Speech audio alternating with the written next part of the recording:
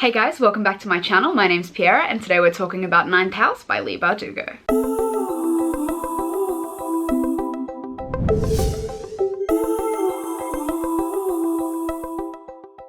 So The Ninth House is Leigh Bardugo's first adult novel. For those of you who don't know, Leigh Bardugo wrote all of the Grisha books, the Shadow and Bone trilogy, and the Six of Crows duology, which I adored. I'm gonna go ahead and say this was my favorite of all her books. So Ninth House tells the story of the secret societies of Yale. And the Ninth House is in charge of policing them, making sure they don't do anything wrong, making sure they keep their magic in check, until the murder of a young girl throws it all into chaos, and we follow our protagonist who can see ghosts as she navigates this world and the Ninth House. As always, this video will contain a non-spoiler section and a spoilery section, so that way if you haven't read the book and you don't want to be spoiled, you don't have to be. So it's currently early August when I'm filming this. This obviously comes out in October, which is when this video will be released, but I wanted to give you guys my immediate thoughts and feelings on The Ninth House, which I read in, I think, a total of 14 hours because it was so good. So my non-spoiler thoughts going into it, I was interested to read it. I had seen a lot of discourse about it on the internet in terms of the content and the trigger warnings, which I agree with. I do think there needs to be a place for content and trigger warnings.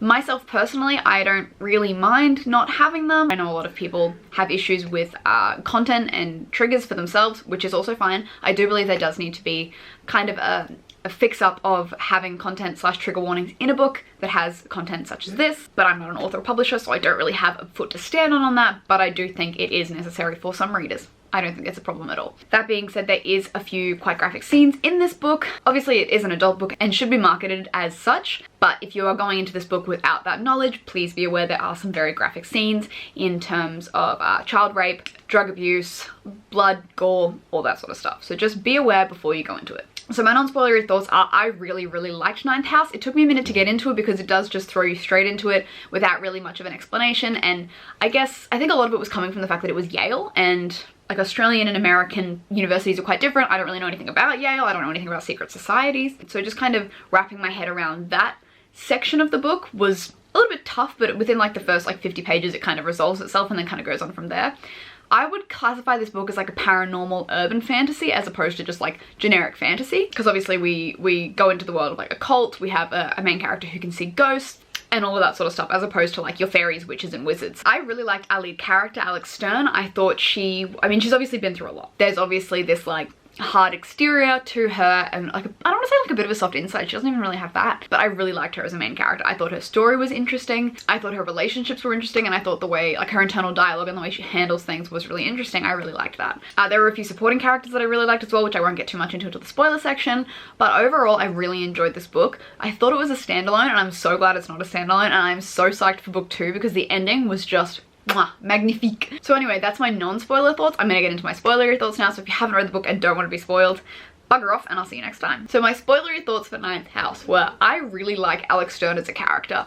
I can imagine that she's going to be one of those characters that people will either love or hate. I really liked her. I really liked her. As I said in my non-spoilers, I did struggle with like the original world setup of Yale and the secret societies and kind of how it all works, and especially like I've never been to Yale. Like I know one of my friends is like, I've been to Yale, so I could see the places she was talking about. Did struggle with that. It's nice reading an adult book where the characters are about your age or the same sort of age. It's nice.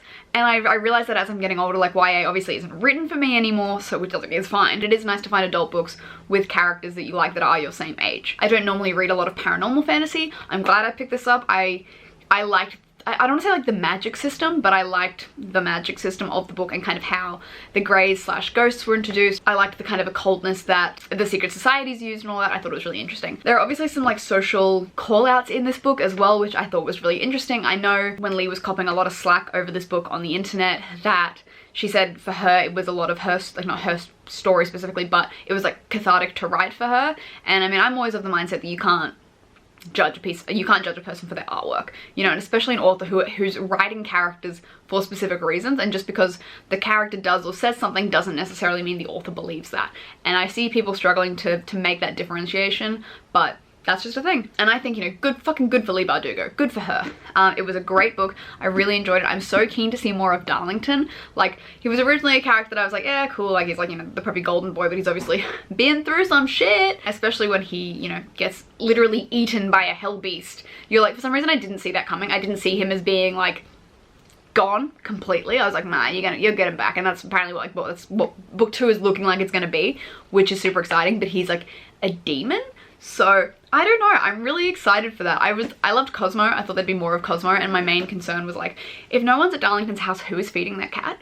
So that's what I care about. I liked Dawes. I don't know how I felt about like the bridegroom story. Like obviously it had a lot to do with it, and I liked the bridegroom as a character and like their relationship there. But about like Daisy being Belle Balm or whatever her name was, and that whole deal, and she like swallows, like she like ingests souls to keep her young. I was like, weird, but I'm into it. I also really like that Alex's real name is Galaxy. Like, that's fucking cool. Anyway, those are my thoughts and feelings on Ninth House by Leigh Bardugo. I really liked it. I'm really excited for book 2, and I definitely recommend picking this one up if you are a fan of adult paranormal fantasy, if you're a fan of Leigh Bardugo, but being aware that it is an adult book, very different to the Grisha trilogy, a lot more gritty, deep, explicit. So be aware.